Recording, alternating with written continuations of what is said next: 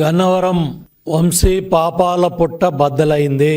Tadepalli den Jagan 2.0 నీ direction లో నీ కనుసన్నల్లో పనిచేస్తా ఉన్న బ్రోకర్ వంశీ కటకటాల పాలయ్యాడు. పెద్ద సైకో డైరెక్షన్ లో చిన్న సైకో కటకటాల పాలయ్యాడు.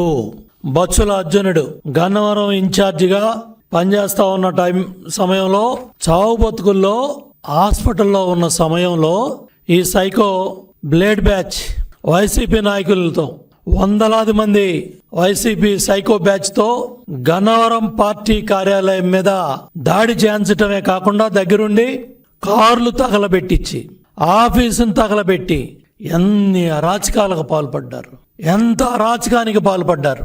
స్వయంగా అక్కడ ప్రజలందరూ కూడా జగన్ రెడ్డి మొన్న ఎన్నికల్లో వంశీని ప్రజలకు పరిచయం చేస్తూ మంచివాడు, సౌమ్యుడు, నాకు స్నేహితుడు, మంచి స్నేహితుడు అంట.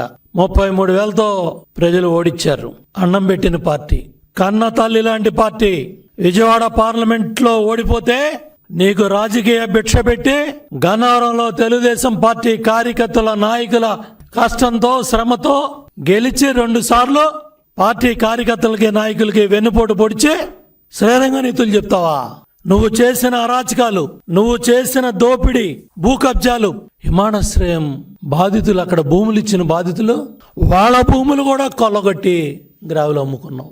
సెంటు పట్టా పేరుతో పేదవాడికి ఇచ్చిన పొలం కూడా 10 లక్షలది 50 లక్షలకి ప్రభుత్వానికి అంటగట్టి మళ్ళీ మెరక పేరుతో 100 కోట్లు దోపిడీ చేసావు.